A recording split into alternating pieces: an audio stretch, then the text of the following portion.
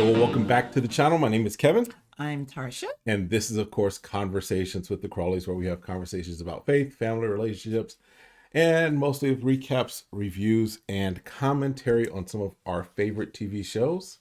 This one is dedicated to the latest season. I'm not going to call it fifth or sixth because rest of us out here calling it the sixth season. Owen is calling it the fifth season. But the Potomac, Maryland edition of Ready to Love. Over the river. Yep. So if this is content that you enjoy, make sure you do what? Hit that subscribe button, hit the like, request notifications, and share. And of course, as always, we will see you in the comments. Shout out to all of y'all that have been joining us. You coming into the party, into the squad. Yep. KT squad. Appreciate y'all. So definitely make sure you stick around. Make sure you're doing those things because we are having fun this season. There's a lot to talk about. All right. So they pick up the next night after their 14-hour hanging out at the mansion and we eliminated Fernando and Keena. Correct. Right. And so Tiffany's like, I don't know why I was in the bottom. I'm going to see if I can get to the bottom of it. Okay. So they go to brunch. They have brunch at, what was it, Ida something? Yeah. Okay. And Tiffany at first is sitting by herself. Right. It's like she can't couple up, obviously Clifton was to her side and he was like, hey, good morning. She was like, well, I know y'all were doing y'all thing. Right. And he was like, no, I mean, like it's open. Just want to say hi, check in. And she was already like, okay. So she did get up and then go sit with Wyatt. Right. And just as when the conversation starts to get a little good, the kid's like, hey, want to share a table? She's like, yeah, come on, girl. And so the kid jumps in with what we had kind of teased last episode, that Wyatt is the son of Chuck Brown. Now, for those of you that are outside of the DC, Maryland, Virginia area, you may not be familiar with Go-Go. But if you're old enough to remember the movie School Days and the song The Butt, that's an idea of what Go-Go is. But Go-Go is a strong DC, Maryland, Virginia thing. I liked it when we lived there. And it's gotten out. It's expanding out of the area. I mean, people, it's a unique DC sound. Correct. But it goes all over, right? But Chuck Brown is considered by many to be the godfather of go-go music. So Wyatt is the son of Chuck Brown. And actually, from what I found out, kind of does some performing periodically with the band and everything still. So awesome. So she kind of brings that out. It's like, hey, you look familiar. Right. Are you Chuck Brown's son? So yeah. He's like, yeah, but I don't like to lead with that. Right. I want people to get to know me for me. Exactly. Which is understandable when anytime you have someone has any type of fame, you never know why people are trying to connect to you with what what reason. So we definitely get why he's not blowing that out and be like, hey, I'm Chuck Brown's son. And he's humble, right? Because some people could that be the first thing they say and talk about, and that's all he could have led with. Especially considering that they're in the DC, Maryland, Virginia area, right? Correct. So, all right. And then Tommy comes out and he's like, all right, I told you I was bringing some curveballs. They coming at you hard and fast right now. Right. And so he lets them know that 2 people will be joining, 1 male, 1 female, and they will be joining via a blind date. And so Tommy chooses who goes on the blind date. Correct. So Ace is chosen from the ladies. Right. And Laverne is chosen from the fellas. Right. So, they're kind of talking. Laverne says Ace is everything. Well, he says peace. Right at that moment, right there. Well, he says that she's peace, and then he says also in that same moment that she's everything. He calls her peace. He says that she's everything. Now, here's the thing. I've said this before. One of the things that men look for is, are you peaceful? Right. Are you a place of peace, or are you a place of frustration and anger? Right. So he's already identified that, look, there's just peace happening all around Ace. And he starts to call her his everything. And he has some other things we'll talk about in a little bit as far as other things with her. But Wiley is connecting with the Kia. Right. And they even leave holding hands. Right. Which is nice, right? Because she's not looking at, well, she says, well, there's an age difference. Yes. But at the same time, he is a grown man, right? He's not just turned 21. He didn't just get out of high school. Right. So for her just to appreciate that he is younger, but still looking at the deeper side of him. Right. That's what you're supposed to do, right? Because you never know. Remember last week, Keena was like, "Oh no, you're too young for me. I don't rob the cradle." Right. I'm like, we're that far apart. Well, I think those two are further apart than Akia. Yeah, Keena. I think it was only 2 years. I think it was 2 or 3 7 years. years. I think she was 7 years. I think they're about the same. Okay. I think they're about the same. I thought she was 38 and he was like 35. I don't know. Okay. But, okay. It's not that much of a difference. It's not enough for you to say you robbing the cradle. Right. Yeah. No. Yeah. And he doesn't 39. Act like he's. They're actually the same age. Takia and Keena are the same age. They're 39. Okay. Wyatt is 32, I want to say. Okay. So, yeah. So. Again, it's not that far. She's missing out. All right. As far as just what we see so far. And so Precious is vibing with Demetrius. They're having a good conversation as well. Yes. You know, she's telling him how she thinks that, you know, he's very manly. Mm-hmm. And she's liking the manly vibes he's getting. Yes. So Clifton and Joy, which you remember, you know, some of y'all were, you know, taken aback by the fact that he drank after her. Mm-hmm. I didn't look at that as much of a big deal. I mean, like he said, and he mentioned this in IG Live. Yes. He was like, we were all COVID tested. Yep. It was alcohol. And he was like, none of the other brothers had their lips on that drink. So it wasn't like we were sharing it all around. Right. So yeah, it is what it was. But she's like getting ready to go. And he's like, no, I want to spend some time with you. Right. Pulling her back. We done bounced around with everybody, but I want to spend some time with you. Right. So Clifton was definitely giving that energy that, you know. He's like, he's interested. Right. He's really telling her like, look, we get to here. They can go. Right. We already ate. So it's not like we had to pay for it. We got to leave the building. It's not like a restaurant. If they kick us out, then they're going to kick us out. But just because they wrapping up don't mean we got to go right Correct. now. So I'm glad that he's telling her, he's like, I'm interested in you. And I really want to spend that time. Right. And for her to be in the moment, right? Sometimes as women, we just got to be in the moment. Don't worry that production's ending or everything else. Y'all can still date after there's no cameras or any lights. Exactly. So then we get to see one of the first blind dates. So Carmen, who is 43, she's a brand management CEO. Looks like she works, as she said, with a lot of sports people. She goes on a date with Laverne. And Laverne is like, smitten. Yo, she got some curves. She got curves for curves. She's curvy. She's a brick. How? She's my tomato, just letting it all hang out. So yeah, I didn't know what that song meant. So, but yes. So he's enjoying what he's seeing. Right. But they also have a lot in common. She works out, he works out. They both were Air Force. Right. So they have a lot in common. So I think that he had a really appreciation for her. Yes. And she really just opened up and just let it all hang out. She was like, listen, hey, I'm here for love. We got to make it happen. So we'll make it happen. Find out. I think we knew. They didn't know Casper, so we really didn't get to know too much. But he has 2 daughters from a previous marriage. He's been divorced. I think he said 10 years. And she has 1 boy. Right.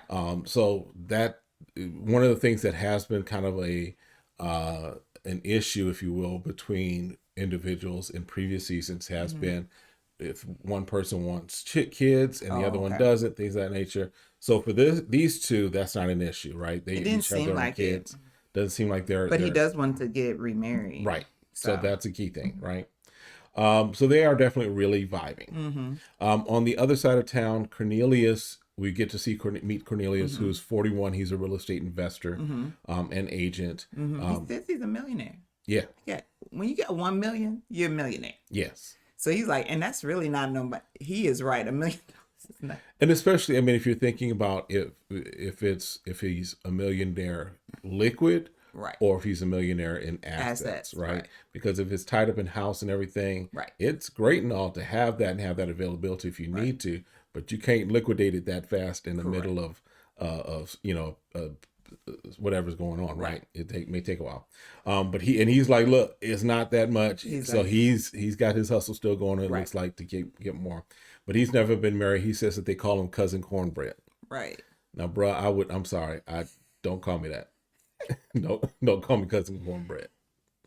Just say a lot of people migrated from the Carolinas to the Maryland, D.C. area. So I know he has to have some Carolina folks. Because every time I see him, I'll be like, you gonna eat your cornbread? Right. That's the first thing I think about. But I get it, right? It's a comfort food. Right. He's a big guy. They call him a teddy. He seems like a teddy bear. Is kind of what the vibe they're getting. Right. He goes on a date with Ace, right? Right. And he talks about that he's a proponent of mental health therapy and that he also went to mental health therapy for himself, right? And so how he appreciated and he feels that all Black people should. I agree. And how Ace talks about her journey through mental health, through yoga, and I guess whatever else she does. Yes. He mentioned something else, but I couldn't remember. But it's just like meditation. And so he was appreciative to see her journey and different stuff. So he's like, I'm pretty open to her. You know, it was a good vibe. We enjoyed our time, and there was some flirting going on there. So she's a little guarded in some respects still, and we'll see that a little later too. Yeah. But they did have a good connection, good date, right? So then we start to see, so Paul goes and hangs out with Joy. Right. And y'all remember Paul was Mr. P.O. last week. I told my wife, Post office delivery. PO. We put him as pretty obnoxious. But he has a date with Joy, right? And he says that he wanted to hang out with her, and he got her drink right. So he paying attention. So I guess in their conversation, which we didn't get to see a lot of on the first episode, but now from what she was mentioning, now we get to see that side of him, right? So you could tell he's business minded. He's just really seems very focused and intentional about finding a mate. Because he says, you know, you're a professional singer. What does that look like? What does that look like Settling for you? down. Settling down. And she's like, thinking about staying in one place at one thing. She's like, that's terrifying to me. Right. Where he's the type of person, he's like, I want my woman to be here. I want to get married. And I want someone who's going to be settled to be with me. Right. There is nothing wrong with that at all. No. You know, and I think for a man to be open and honest about that, it's like, I appreciate your job. Right. But that's not going to fit into what I want long term. Right. So. Yeah, because initially she did say that she wanted to kind of, and she was a little interested. She felt that he was holding back. But she also said that Paul's a good guy. Yeah. But she acknowledged she has a stronger connection somewhere else, right? We know that to be Clifton. Now, the only thing I would say is for Joy to not make the same mistake we see constantly on Ready to Love, which is where you have a great first week with someone, first date with someone, and now you're locked into that person to the detriment of everyone else. Right. And then when that falls apart, you're left with no other options, right? Right. So if it's a fit, it's a fit. The good thing is that, yes, they both are kind of filling each other. Right. But it's just a matter of still move around, because Clifton's moving around. He's at least investigating. Right. Right. Right. And then Tika and Clifton go on a date. Speaking of Clifton, right? And he brings out a charcuterie board, right? Yeah, I like that, right? And so they're vibing. He also has some chemistry with her. He asks the question about, so when it comes to premarital sex, where do we stand? Where you on that? We good, or you holding out? Right. Let me know. Wait till we get married. And she's on board with it. She's like, listen, I gotta get my sex. I'm in my prime. Women come in there when they're older with their prime. And she said, I am ready and for it. Yep. So he's like, okay, we're on the same page. We there. All right. But again, he says that his connection is stronger with Joy, but he's like, I could have some fun with the kid. Right. I was like, okay. What does that mean? I had a little fun with her. So hopefully he'll even dig a little more deeper, right? We have to make sure that we see both sides. Move around, folks. Move around. So then Cornelius, Paul, Sabrina, Tiffany, and Precious go out on a group date. And the ladies were, I don't think they got the memo as far as what was happening on this date. Because they were in, nice little skirts, what have you. Right. And they were trying to play ping pong. Right. So I don't know if it got communicated or if the ping pong was just it was there, so let's make use of it before we have a conversation. It just looked a little awkward, right? Well, and I don't know if they knew if Cornelius was going to be there. Maybe they would want to make a good first impression. That's true. That's possible. I mean, there's a way you could do it where you could still be dressy, but more like a little casual to it. Right. Maybe some dress up joggers and some heels and stuff. There's a way you could come through. Yeah, it just seemed like they were about to go out for drinks. Maybe they were afterwards. Right. So Sabrina says that Cornelius looks like a big teddy bear, like a teddy bear. She kind of talks about that way. And then Paul he's like, look, we're gonna play ping pong. I'm gonna play ping pong. So he slams the ball against them. The lady's like, Paul was like, he's like, I used to play. I was like, okay. He's serious about this. Hey. And Cornelius like, man, we're trying to love on the ladies here tonight. We're not trying to get them injured. So we see that Cornelius is in the corner. Yes. Getting grilled by the other lady. Well, no, first, he's getting grilled. And then Precious is talking with Paul, right? Right. And she asks Paul if he can be rigid. Right. And he pivots. He's like, I don't necessarily know that it's rigid as much as he's like, I can be tactful. Right. And what I get from that is I know what I want. I know what I'm looking for. Right. We don't have a whole lot of time to figure everything out. Right. But I do know what I need to figure out from you. But it's important to be in the moment as well, right? Yes. Because if you're trying to get everyone again, we talked about if you're getting everything from them, but they're not being able to talk to you and figure out who you are, then who's the person that's hiding? Exactly. So. Yeah. And then, Cornelius is in the corner with Sabrina and Tiffany, and kind of just bouncing. They're playing ping pong with him, asking questions. He's just like, true. Okay, I'll take your question. Your question next. So finally, Sabrina's like, okay, I'll go off and get a drink or something. And Tiffany is asking the question, do you want a wife or do you want a life partner? Right. And he's like, well, aren't they kind of the same thing? And she's like, no, it's a yes or no. Which one do you want? Which one, man? So he's like, isn't it the same thing? She takes the paddle and slams it down like, answer me. Marriage. I want marriage. And he was like, okay, you're a little too much. So it was, and again, you know what you want. So I don't have an issue with the fact that she knows that she wants to be married. Right? Well, maybe she needed to be more clear because I get what he's saying. Right. If you're married, you have a lifetime partner. So I would have kind of say, okay, this is what I consider marriage is. I decide I want to carry your last name. Right. I want to have a full commitment that we are legally married. Right. If you died today and I needed to bury you. Yep. I have all full rights to bury you. Right. Yeah, it's a matter of, okay, so what it would be a good question of, okay, this is how this may be for Cornelius, this is how I've approached it, but talk to me about what the value of marriage is for you, versus my experience, maybe what I've been looking for as a life partner. I'm partnering with you. Right. What is the difference to you? Right. And for different people, that may mean different things. It could mean some people don't care about what's on paper. Right. They feel like, hey, we've made a commitment to one another. Yep. And we're going to do everything that a married person would do. Yep. And we're fine with that. Yep. Which is your choice. It's your choice. And you do have to come to an understanding of that before you get down a path where you're expecting one thing and the other person is delivering another thing. Exactly. Right? So then she basically storms off.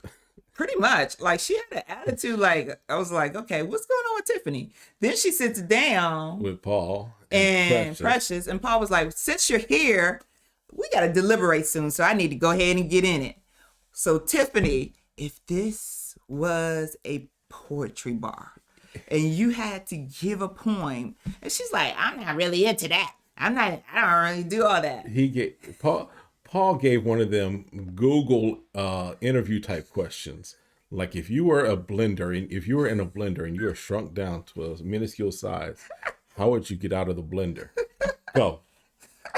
And she's just like, I am not feeling you questioning me right now. And so I felt like her energy was off. Her energy was definitely off.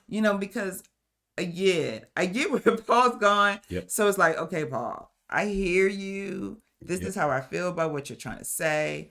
But I think for her, he's always come off so strong where it feels more like he's all business. Right. And no free time. Right. Right. So we'll see. All right. And then Clifton, Carmen, Ace, Tori, and Joy all go out like to a virtual golf restaurant, bar, whatever. And this is, of course, where people are just meeting Carmen. Right, for the first time. And Clifton's like, oh, okay, what's up with the contacts? Right, because first he's like, oh, wow, her body is like, wow, nice looking woman.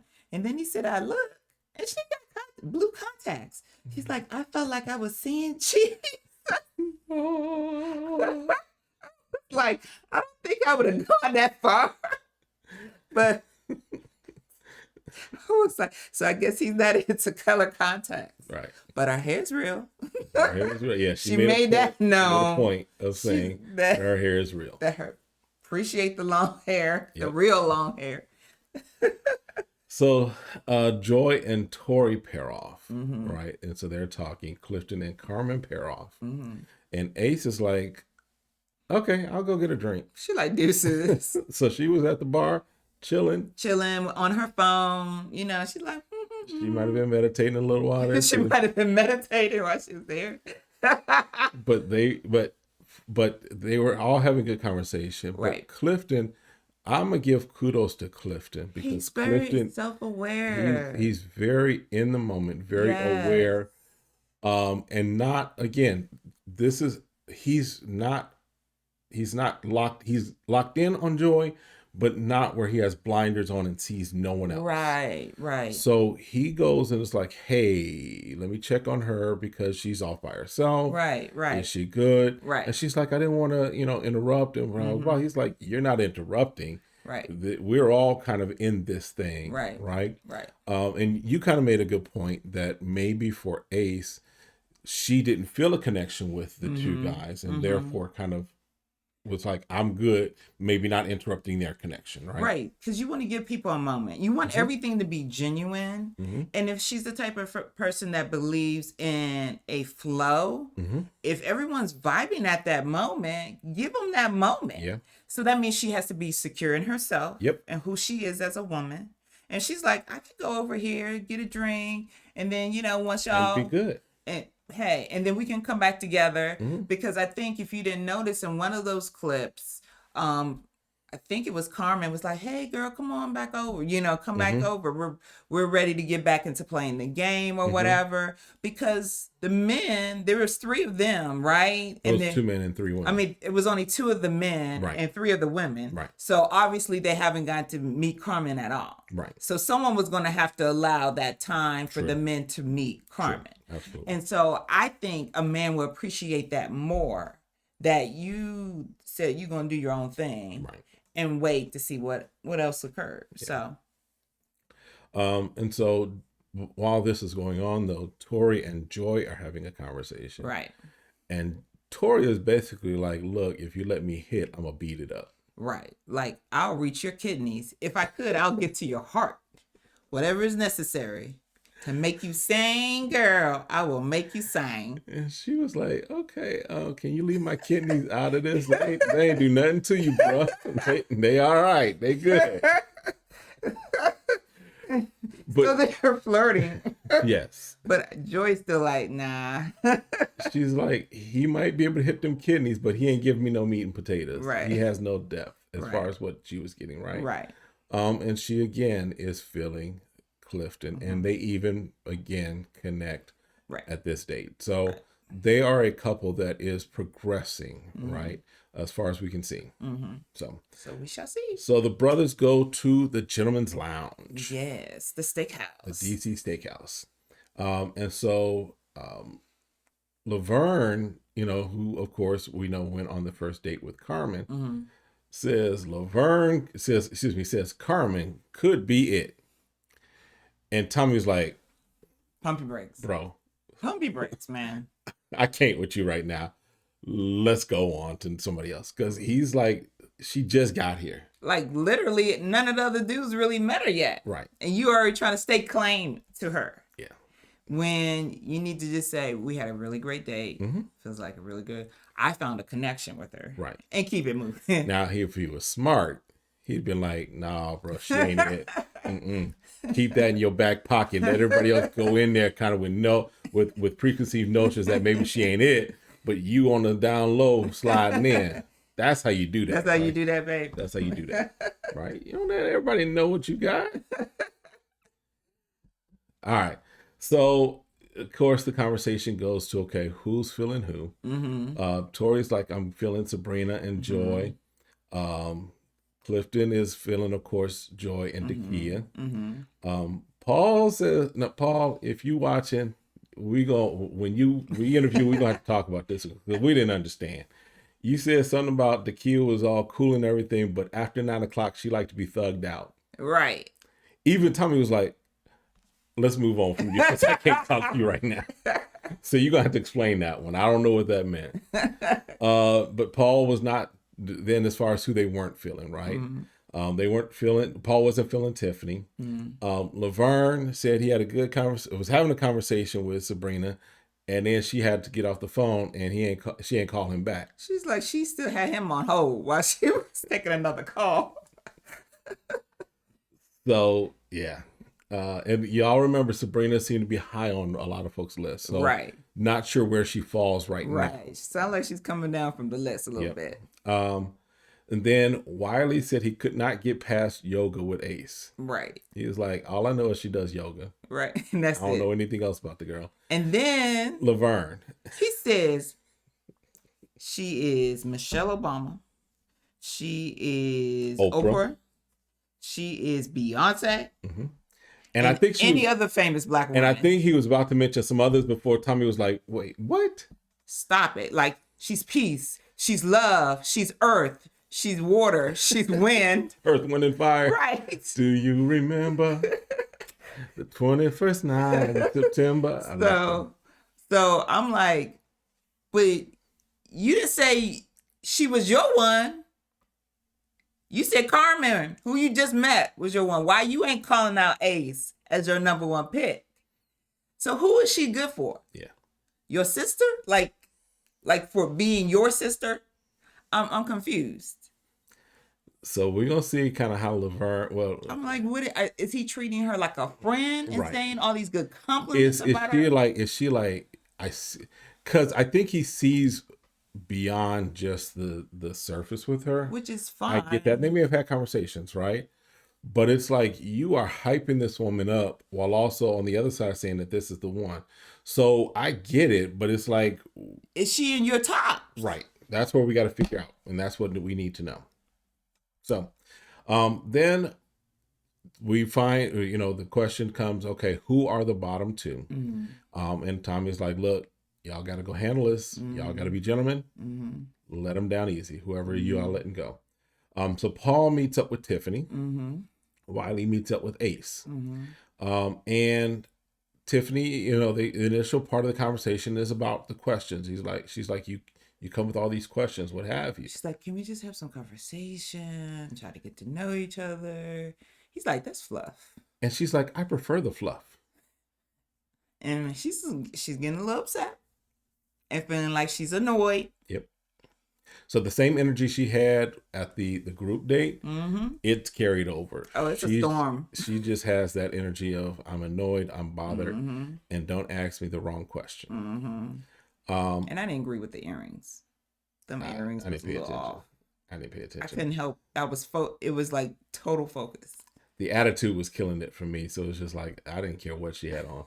The earrings were killing me. I was like, you got with attitude and loud earrings that don't match your outfit. I'm like, I'm done. Which she was. Because Paul says, you are not ready to love. She's like, who ain't? Who? Baby girl, you the only one there. Who, you? You're not ready to love. You ain't ready to love. You ain't ready to love. Then you are not ready. She says, well, and he offers a hug. So Paul is like, look, he's like, can I get a hug? Let me, Oh, no, I ain't hugging you. Save that. Cool. Hold that. Cool. Save that. But deliver that to somebody else. She says that he was jealous because he didn't connect with her. I don't know if Tiffany has seen the show before. It was multiple, man. I don't know if Tiffany read the rules maybe of the show or I don't know. Understand how it goes. But it's not Paul making that decision that you're not ready for love. It's the fellas. It's multiple the men. Brotherhood. The men are saying of the ladies, you ain't the one ready for love. So it's not on Paul. Paul is just the bearer of the bad news for you. He was the delivery man. Yep. He delivered. He was UPS. What can Brown do for you? All right. And then Wiley did meet with Ace, and they have a conversation. Yeah.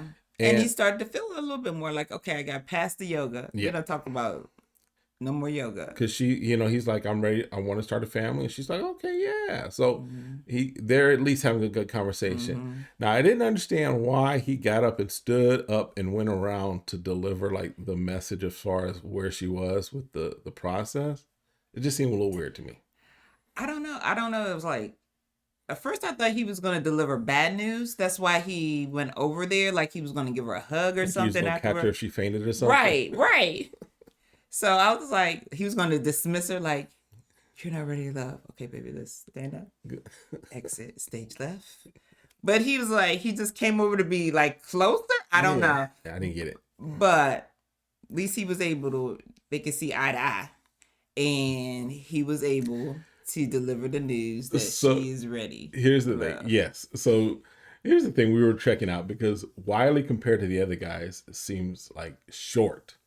But we looked up, he's 5'10". So for a guy, he's about average height, right? About average height. It's just that the other guys are really tall. Yeah. So we were joking when we were watching it saying that he stood up so he could see her directly in the eye. He was face to face with her. But he's average height, right? It just looks weird because of all the other guys that are really tall. And she says she's willing to be open. Right. That's her goal, right? Right. So, and it's hard when you're in a process and you're trying to you have to get to know so many people. Right. When that's normally you take one person at a time. Now, did you catch? She did say it and make a statement that I was like, okay. She said she can't be explained.